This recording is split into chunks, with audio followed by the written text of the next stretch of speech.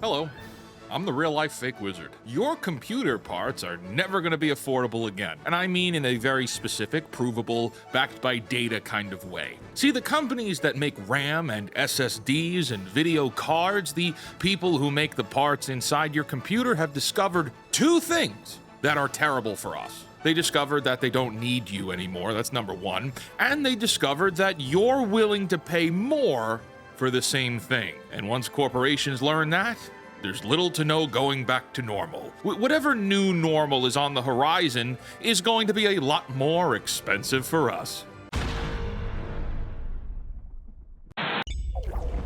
Today's indie game shoutout is Lucid. Discover your own legend. Platform through a crystalline world torn apart by calamity. Absorb powerful abilities that expand movement and enhance combat against a diverse cast of enemies and bosses. All in gorgeous pixel art inspired by the golden age of 2D side-scrollers. To learn more about this and hundreds of other indie games, visit our free indie game discovery network, fakeportal.com, or scan the QR code on your screen. Now back to the video. Alright, what's actually happening? What's going on here? Well, computer parts are getting expensive. RAM has doubled and tripled in price since 2025. If you're building a full PC right now, you're looking at somewhere between 15 to 23% more than you would have paid a year or 2 years ago. That's a difference of hundreds of dollars on mid-range PC builds. Why has this happened? You actually know the answer. AI happened. OpenAI, Meta, Google, Amazon, Nvidia, these companies are building data centers at a pace we've never seen before. Massive facilities packed with hardware that need enormous amounts of memory, storage, and processing power to train and run AI models. And all that hardware has to come from somewhere. And inside of that, data centers are expecting to consume nearly 70% of global memory chip production this year in 2026. Right now, 70% of all the memory chips being made on planet Earth are going to AI data centers. That means you, the gamer, the creator, the student, the small business owner, the person who just wants to have a functioning computer, you're fighting over the remaining 30%. You're getting the scraps off the table and being told to be grateful that you still get them. See, the companies that make these chips, and there's basically three of them, Micron, Samsung, and SK Hynix, that's really it. These three companies control the overwhelming majority of the world's memory chip supply, and the chips that AI companies use are different from what we use at the consumer grade. AI chips use something called HBM, high bandwidth memory. Multiple memory chips stacked vertically on top of each other, wired together with thousands of microscopic holes through the silicon, mounted directly next to the processor. Whereas your DDR5 does about 33 gigabytes per second, a single HBM3E stack does 1200. And if we look at Nvidia, their B200 AI chip can process 8,000 gigabytes per second. I thought my 120 gig RAM was like impressive, but 8,000 gigabytes a second is wild. So no, Sam Altman isn't buying our RAM sticks off the shelf, but HBM and DDR5 are made in the same factories by the same three companies, and every gigabyte of HBM eats roughly 3 times the capacity of DDR5.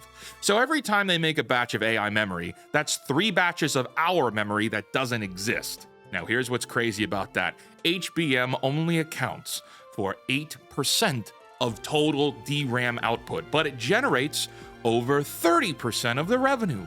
Let me expand on that more. This means AI memory makes up a tiny fraction of what these companies produce, but it brings in almost a third of all their money. If you're a corporate executive, why would you ever prioritize consumer chips again? You wouldn't. And they're not. Micron, one of the 3 companies that controls your memory supply, owns a consumer brand called Crucial. This is probably the most popular RAM brand for PC builders. In late 2025, Micron announced they're exiting Crucial entirely, walking away from the consumer market. Their executive said, and I quote, "Micron has made the difficult decision to exit the Crucial consumer business to improve supply and support for our larger strategic customers." Allow me to translate that from corporate to English. We make more money selling to AI companies, so we're abandoning you. Bye-bye. Yeah, they don't even try to hide it anymore. They put it in the press releases. One of the 3 biggest memory makers on Earth just told you in writing that you're not worth the time anymore. And people think these companies are going to what? Lower prices eventually? They're not even going to be in the consumer marketplace. Okay, but let's expand on that, right? These companies, Micron, Samsung, Hynix, they're all reporting record profits right now. Record. Not good quarters, not solid performances. Record-breaking, best-in-company history profits. Micron and Hynix are posting gross margins north of 50 to 68%. Hynix has sold out its entire 2026 production run for advanced memory. We're in February, by the way. My friends, you do not make record profits during a genuine shortage. If supply was truly the bottleneck, if these companies were scrambling to meet demand and barely keeping up, their margins would be thin. They'd be investing everything back into capacity. They'd be breaking even just to keep the lights on. Instead, this is the best financial quarters in these companies' histories. And this is why your RAM costs twice as much as it did last year. Now, I could hear some people in the comments saying things like, but Wizard, this is just temporary. When supply catches up, prices will come down. This is how the markets work. Will they? Will they really? Because we've already run this experiment on a massive scale across the entire economy. It was called COVID-19. That was 6 years ago now, and prices still haven't come back down, and they never will. Let's look at the numbers. The Consumer Price Index tracked the average cost of goods and services in America then and today. CPI is basically a score that tracks how much a basket of everyday stuff costs, right? Groceries, rent, gas, all of it. It started at 100 back in the early 1980s. In 2019, before COVID hit, the annual average CPI was 255.7. By December of 2025, the most recent full year of data, it hit 326. That is a 27.5% cumulative increase. Everything across the board costs about 27.5% more than it did 5 years ago. I don't know if you know, but COVID is over, supply chains recovered, people are very much back to work, and prices are still 27% higher. Let's break it down by category because I love all of this stuff. Groceries, up nearly 30% since 2020. Still there, not coming back down. Beef is up 17.8% year over year as of December 25. Maybe it's all the carnivore diet people. Maybe it's Maybelline. Health insurance, premiums are up 6.7 to 9% in 2026. Housing, my favorite of the economic factors. When they said you'll own nothing and be happy, they meant it. Housing becomes more and more unaffordable each year, with President Trump recently pushing forward 2 possible solutions. 1, a 50-year mortgage. Holy shit, that is a cruel punishment on young people. And 2, banning investment firms from buying entry-level homes, which conversely is a wonderful idea, but nothing has really been applied yet and likely won't be. Don't get your hopes up on that one. Eventually, Congress will need to get involved, and then more corruption will bleed in anyway. If the most important things, like food, electric, health, housing, vehicles, if they haven't come down after COVID, what makes you think that an ever-growing demand of computer parts will? The COVID crisis ended. The justification evaporated, but all the prices stayed the same because the companies discovered that you would pay it.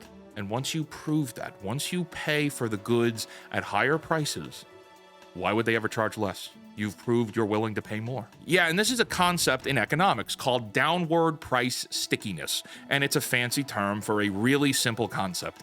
Prices go up, they don't ever come down easy. Like, that's it. That's the whole concept. When companies raise prices, whether it's because of a real supply issue, inflation, or just because they feel like it, and then consumers keep buying it, that's the new floor. That's permanent because there's zero incentive to lower a price that people are already paying. And this is exactly what's about to happen. It's what's already happening with computer hardware. RAM doubled, people buy it. GPUs go through the roof. People are still building PCs. And every single one of those transactions taught Micron, Samsung, Hynix, Nvidia, AMD, and Intel the same lesson. Ooh, the ceiling is higher than we thought. And corporations are excellent students, my friends. They do not forget that lesson ever. Okay, Wizard, so prices are high now. AI is eating everything, but what's the long-term play here? Where does this go? Yeah, this is the scary part and the main reason why we're talking about this today, because Jeff Bezos, one of the richest human beings to ever exist, already told us. He hinted at it like a cameo in a Marvel movie. At the New York Times DealBook Summit, Bezos starts talking about how companies are building their own data centers for AI, and he compared it to the early days of electricity. He says, quote, "At that time, that's what everybody did. If a hotel wanted electricity, they had their own electric generator." And I looked at this and I thought, this is what computation is like today. Everybody has their own data center. And that's not going to last. It makes no sense. You're going to buy computing off the grid. Now, Bezos is talking about businesses in this instance, fine. Companies eventually transitioning to doing all their computing off of his AWS grid, and that makes sense for the future for lots of businesses. But let's play this out.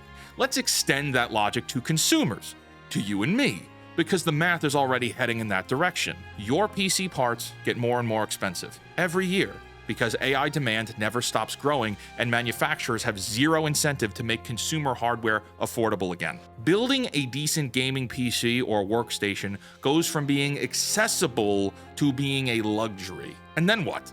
Well, then the pitch comes. And it's already here, by the way. It's already happening. They've been talking about it for years. Why build a PC when you can stream everything from the cloud, huh? Xbox Cloud Gaming, Nvidia GeForce Now, Amazon Luna, even PlayStation Plus. Just subscribe. $15 a month, $20 a month. You don't need expensive hardware anymore. You're gonna stream your entertainment. You will stream your content.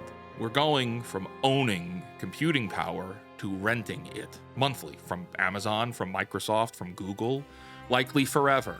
But this isn't unfamiliar at all, is it? You used to own movies, DVDs, Blu-rays, physical copies on your shelf. Now you stream everything. And they can pull any title offline at any time and have zero recourse. You used to own music, CDs, vinyl, even MP3s on your hard drive. Now you subscribe to Spotify. And if they raise the price or remove your favorite album, tough. You used to own games, cartridges, discs. Now everything is digital. Everything is always online. Game Pass is there. Even if you buy a $100 collector's edition, it comes with an empty steelbook and a download code now. And they can revoke your account whenever they want if you get out of line. And now they want your computer. Not the box, not the physical machine, the computation of the thing, the compute functions. The thing that makes it actually work, they're gonna want you to rent that too. How exciting, huh? I don't know about you, but I can't wait to pay $50 a month for Photoshop and then need to pay an additional $50 a month to run the software on someone else's server, huh? What a time to be alive it'll be. But Wizard, there are still computers being made. I can go to the store and buy one now. There are still gaming consoles too. Valve has a whole Steam machine infrastructure coming out this year, right? Yeah, about that. On February 4th, 2026, Valve put out a statement saying they have to revisit exact shipping schedules and pricing for the Steam machine and the Steam frame because, well, you guessed it, memory and storage component shortages and escalating costs. Yeah, the products that were supposed to ship in early 26 are now in limbo. Pricing, unknown. Release date, also unknown. This is the downstream effect of a nearly monopolized market, 3 companies choosing AI over consumers. Now, an entire product launch of a massive console line is being delayed. Competition in the entire world for all marketplaces is going to get killed before it can even get to market.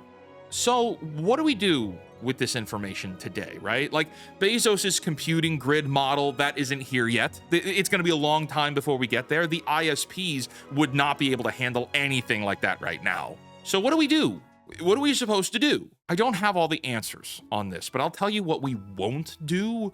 We don't sit here and cope, okay? We don't say, oh, it's just the market, when 3 companies are making record profits off artificial scarcity. We don't defend billion-dollar corporations that are posting their best quarters in history while telling you with a straight face that they have no choice but to charge more. Yeah, this isn't just about RAM prices or gaming or Bezos, okay?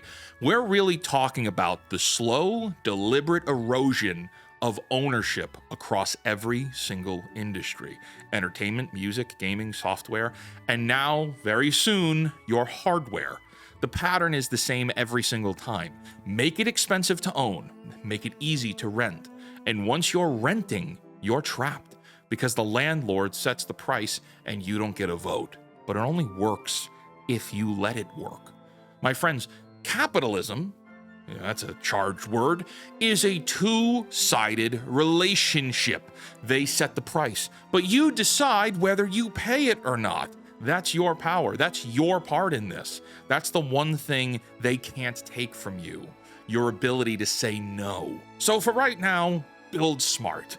Buy used when you can. Support the companies that aren't playing this game. Support startups trying to do the right thing, and then hold them accountable to make sure they continue to do the right thing. Tell your friends what's actually going on. Hold them accountable too, and stop letting these companies convince you that you're powerless. You're not. You never were.